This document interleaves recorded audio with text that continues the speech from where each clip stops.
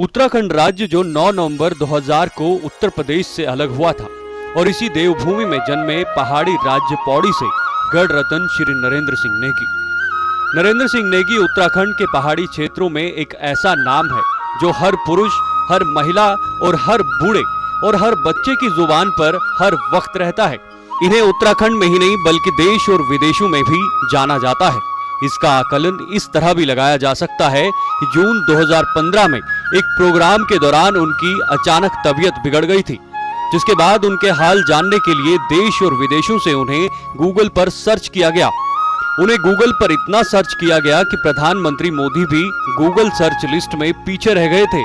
आज हम आपको बताएंगे कि कौन है नरेंद्र सिंह नेगी और क्या भूमिका रही है उनकी पहाड़ और उत्तराखंड के लिए। गढ़ रत्न श्री नरेंद्र सिंह नेगी जी का जन्म 12 अगस्त 1949 को उत्तराखंड के पौड़ी जिले में हुआ था। उनके पिता का नाम श्री उमराव सिंह नेगी था और माता का श्रीमती समुद्रा देवी। उनकी पत्नी का नाम श्रीमती उषा नेगी और बेटे का कविलास तथा बेटी का ऋतु। उनके नाम के आगे गढ़ गौरव और गढ़ रत्न लगाया जाता है। बात करें व्यवसाय की तो वो गायक, गीतकार और लेखक हैं। कहा जाता है कि अगर उत्तराखंड को जानना है तो गृह रत्न श्री नरेंद्र सिंह नेगी के गाने सुना कीजिए। सारा उत्तराखंड उनके गीतों में बसता है। आवाज के धनी श्री नरेंद्र सिंह नेगी ने अपने गीतों में पहाड़ी समाज के यथार्थ, व्यथा व चिंतन को प्रस्फुटित कर गढ़वाली गीत लेखन को एक नई दिशा, नई सोच और नई ऊंचाई ही नहीं, एक नई गहराई भी दी है।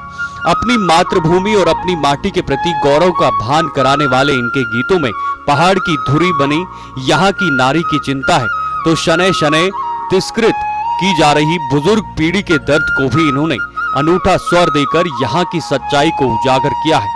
पहाड़ में आर्थिक विषमताओं से उपजी पलायन की व्यथा को नेगी जी ने अपने गीतों के माध्यम से खूब दर्शाया है। स्खलित हो रही यहाँ की समृद्ध परंपराओं के प्रति इनके गीतों में गहरी टीस है। अपने गीतों में इन्होंने यहाँ के लोक जीवन के तमाम अनछुए पहलुओं को पिरोया है। बोली का लालित्य और शब्दों की प्रचुरता से इनके गीत स्वर्गग्राह बन गए हैं। नरेंद्र सिंह नेगी का जन्म 12 अगस्त 1949 में पौड़ी जिले में हुआ। उन्होंने अपनी पढ़ाई लिखाई के बाद अपना करियर भी पौड़ी से ही शुरू किया।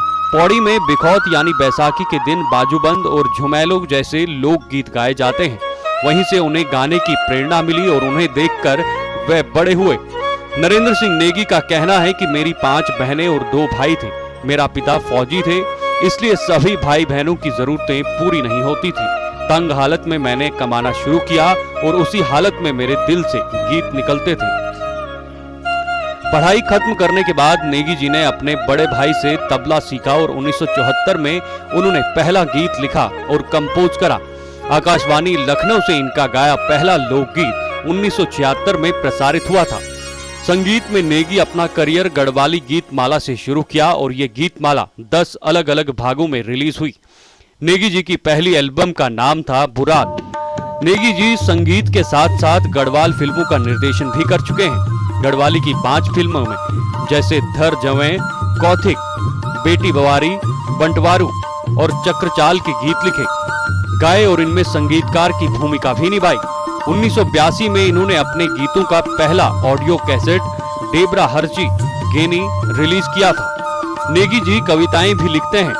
खुचकंडी और गाड़िए की गंगा, सियाणु का समोधर इनके अब तक प्रकाशित काव्य संग्रह हैं। नेगी जी अभी तक 1000 से ऊपर गाने भी गा चुके हैं। नरेंद्र सिंह नेगी के गीतों में अक्सर समाज के लिए संदेश छिपा रहता है, जिसके बारे में वे कहते हैं कि वे जो भी संदेश लोगों को देते हैं पहले वे खुद कर अमल करते हैं। अब जैसे उनका एक गाना पशु बलि पर था। ये गाना रिकॉर्ड करने से पहले नेगी जी ने अंडा मांस खाना छोड़ दिया, तब इस गाने को रिकॉर्ड किया। इनकी धर्मपत्नी श्रीमती उषा नेगी जी अच्छी लेखिका हैं।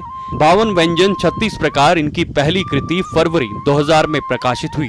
नेगी जी के व्यक्तित्व और कृतित्व पर रचित पुस्तक अक्षत का विमोचन पौड़ी में इनके सम्मान में आयोजित एक समारोह में किया गया। नेगी जी के प्रशंसकों का अंदाजा हम इससे लगा सकते हैं कि 29 जून 2017 को नेगी जी को हृदयाघात पड़ने से देहरादून के एक निजी अस्पताल में भर्ती कराया गया। नेगी जी की बीमार होने की खबर फैलने के बाद नेगी जी को सोशल मीडिया में सबसे ज्यादा सर्च किए गए और गूगल पे वो सर्च सूची में टॉप पे छाए रहे।